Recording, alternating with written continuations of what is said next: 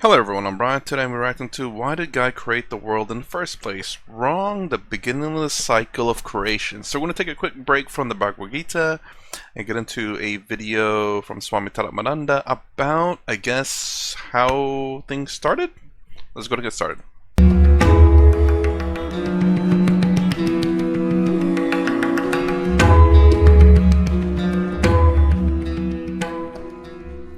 Welcome to our ongoing question and answer series. Here's a question from Jamie, who lives in Prescott, Arizona. He asks, why did God create the world?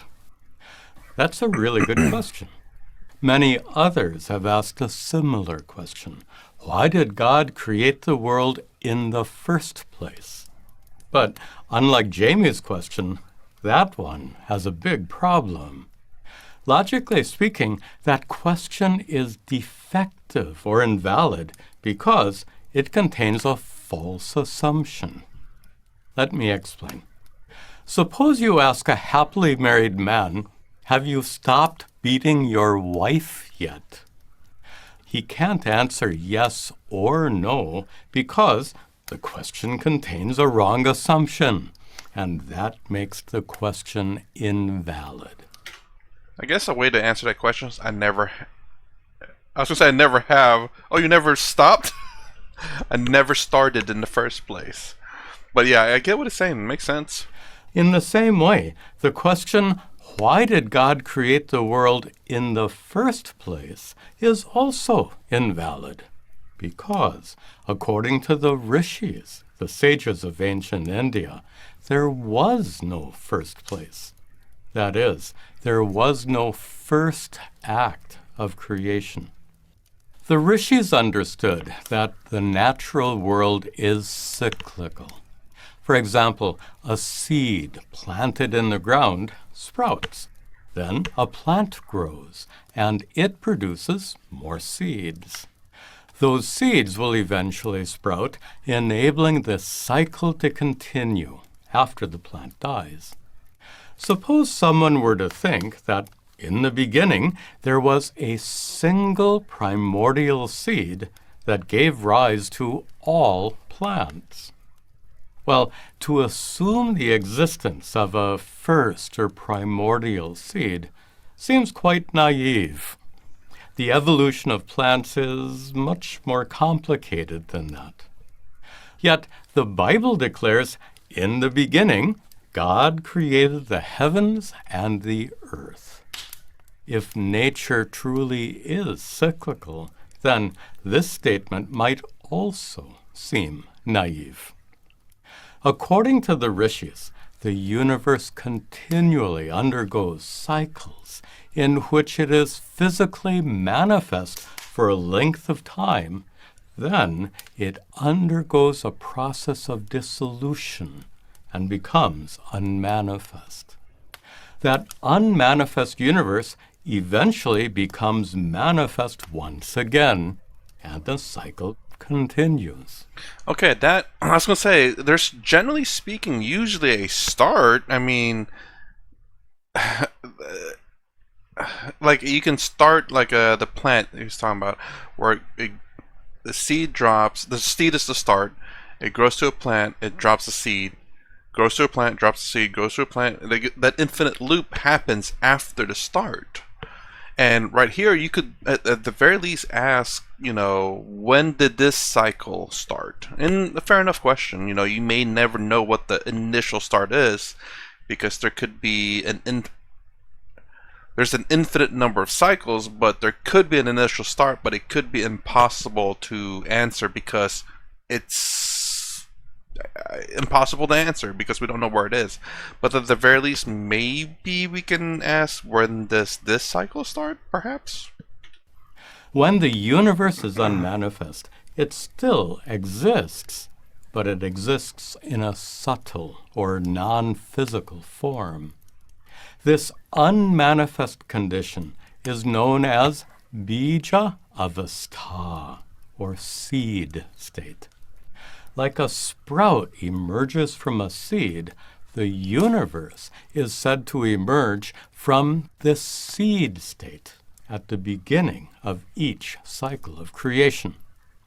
So, just like it's naive to assume the existence of a first primordial seed from which all plants arose, it's equally naive to assume that the universe had a first or initial creation.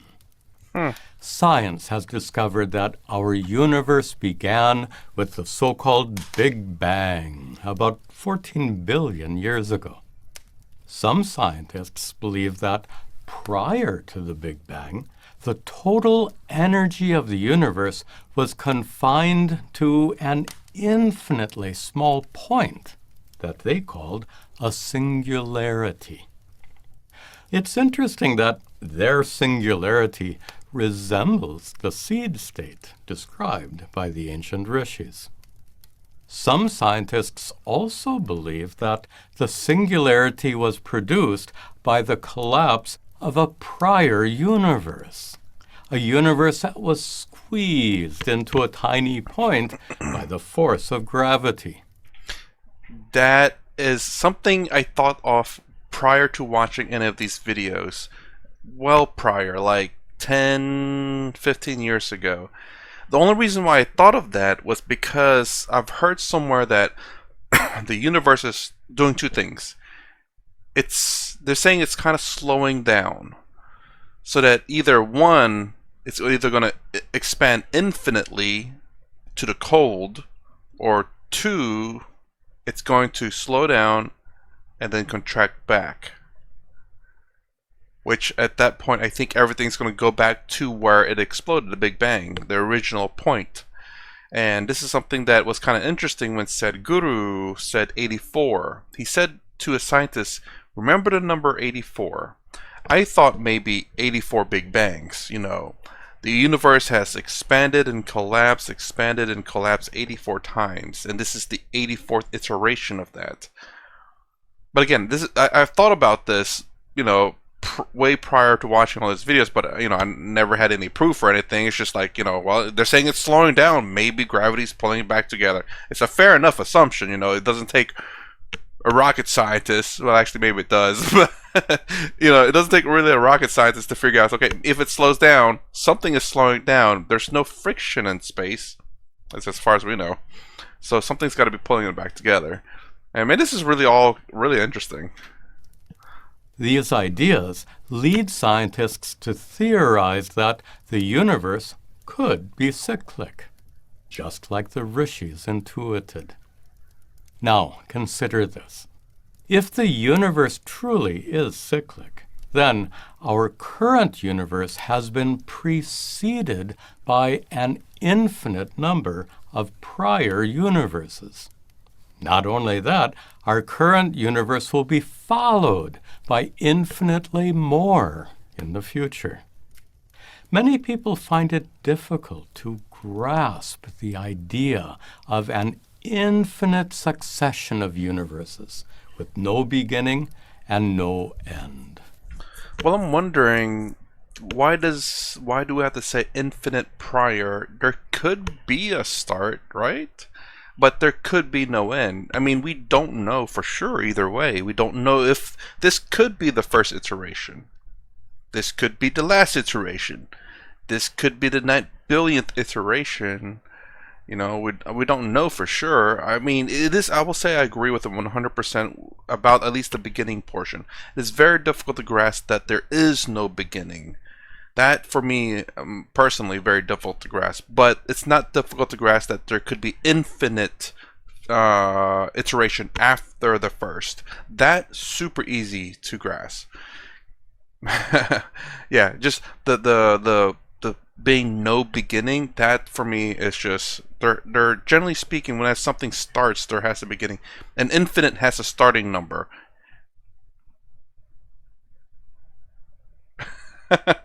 Sorry, I was thinking like you start at number 1, then you go 4. It's like, what about the negatives?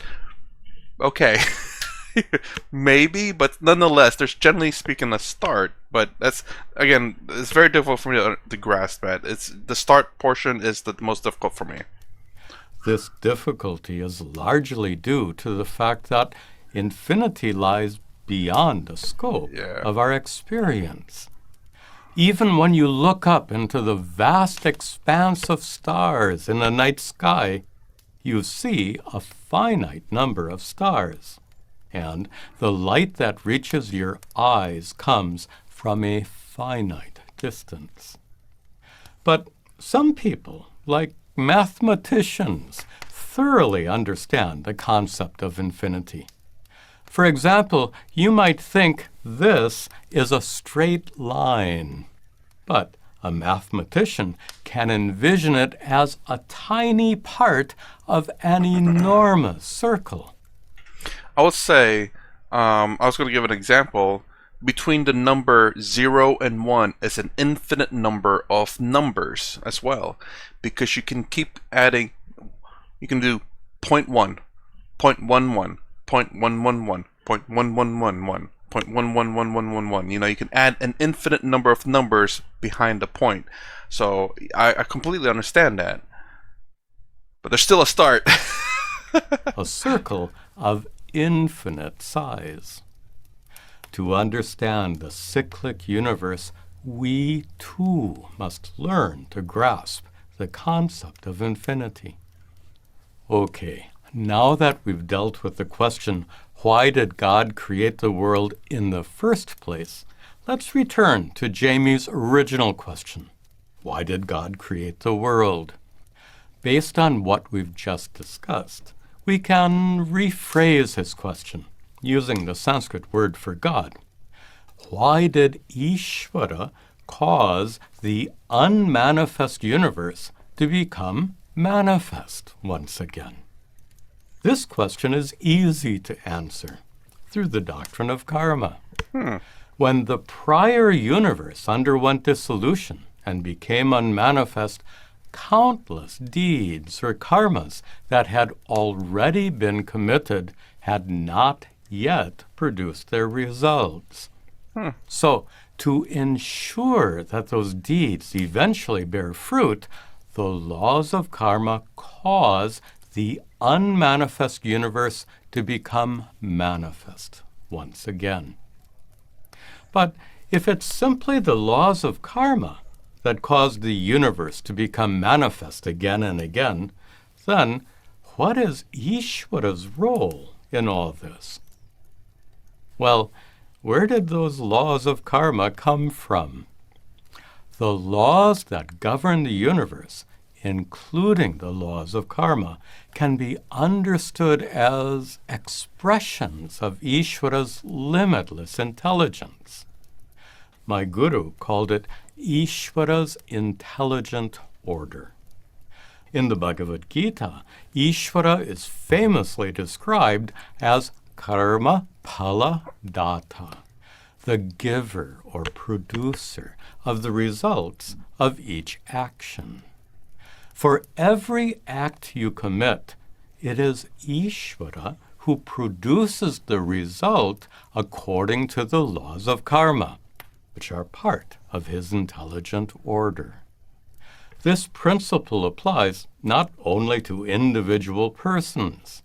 Due to the collective karmas of all living beings, Ishvara causes the unmanifest universe to become manifest again, so that all those karmas can eventually bear fruit.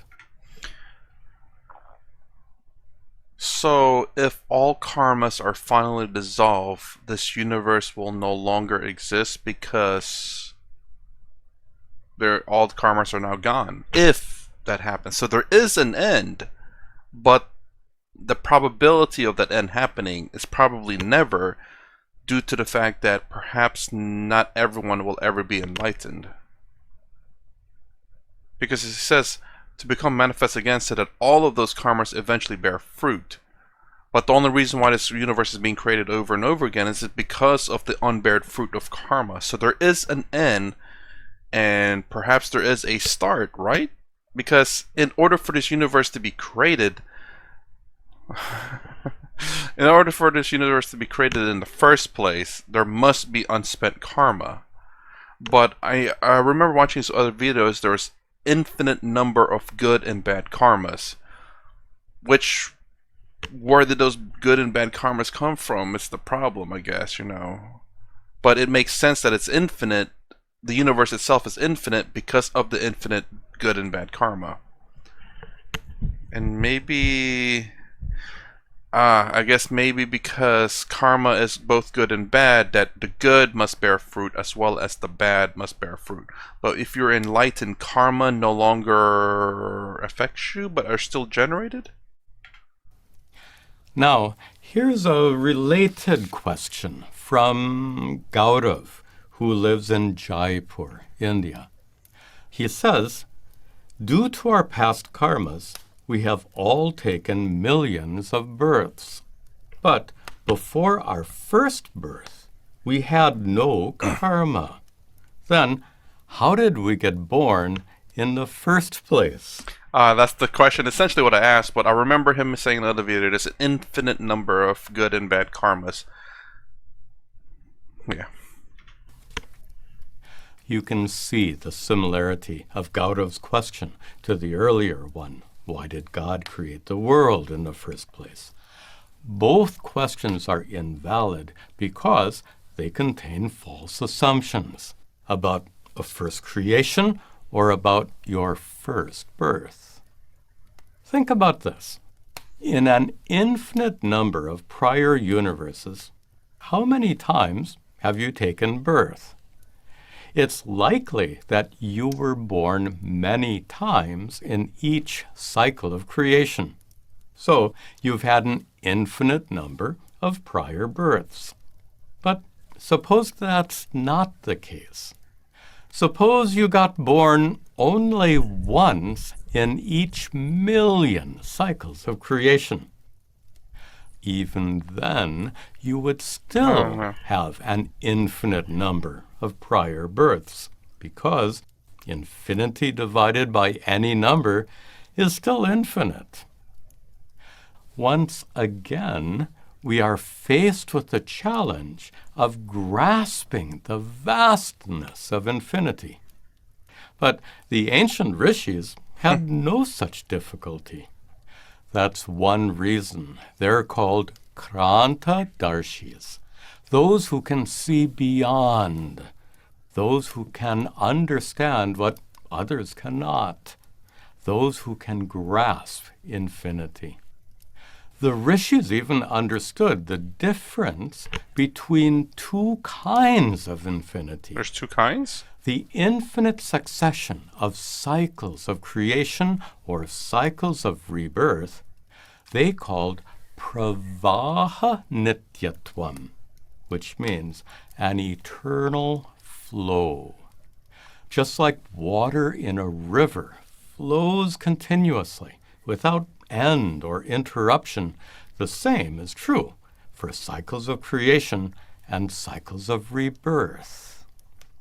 The rishis considered this cyclic flow to be a relative kind of eternality, which they distinguished from vastava nityatvam, true eternality. That which is truly eternal exists outside the realm of time. That is, it's timeless. How can we understand timelessness?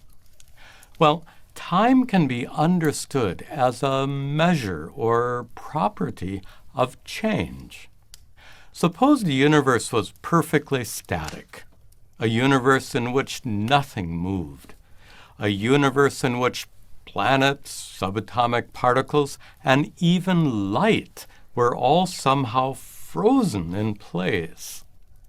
In such a universe, the concept of time would be meaningless.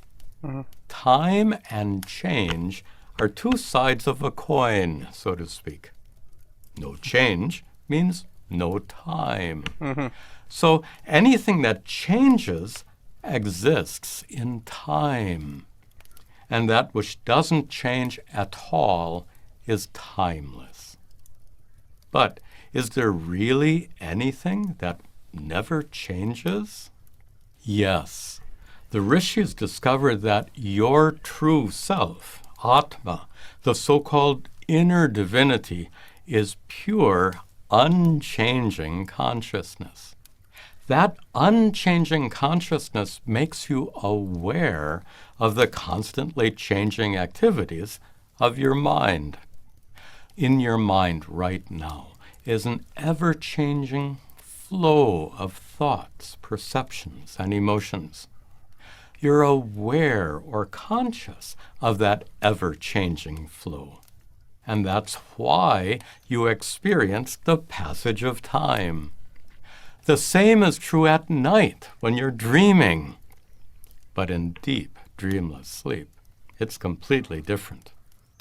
Have you ever fallen asleep at midnight and then just a few moments later, your alarm clock suddenly wakes you up and you see that it's already 7 o'clock in the morning?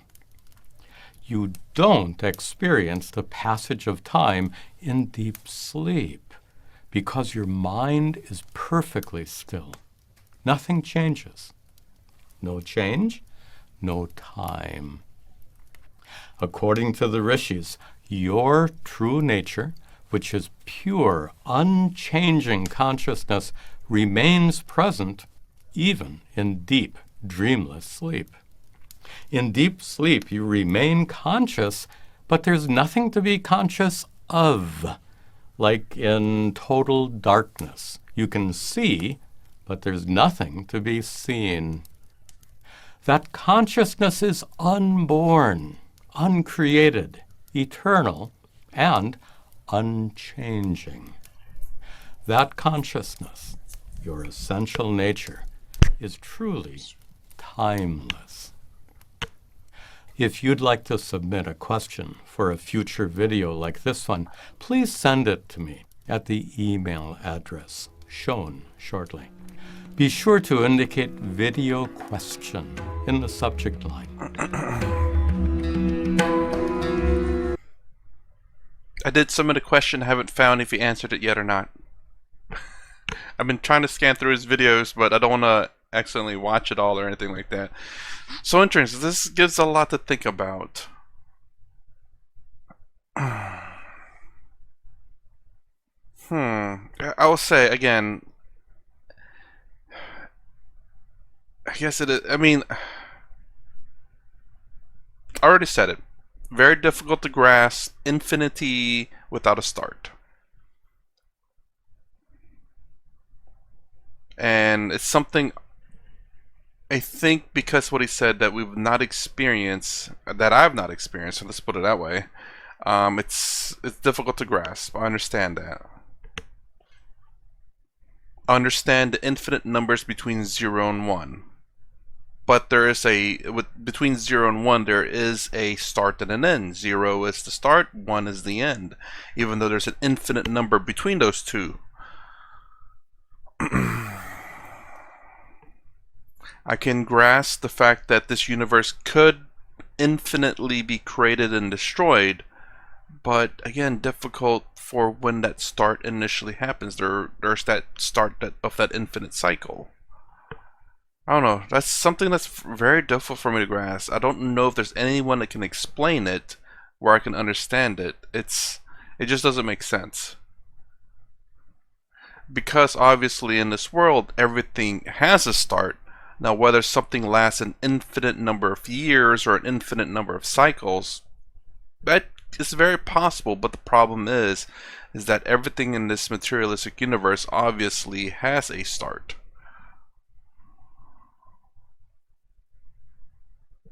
Everything in this universe? Well, it seems like everything in this universe. Anyways, this is a interesting video, difficult to grasp, kinda, for the most part. Anyways, this is my reaction to why did God create the universe in the first place. If you like my content, please consider subscribing, thumbs up, thumbs down down below. Thanks for watching. I'll see you in the next vid.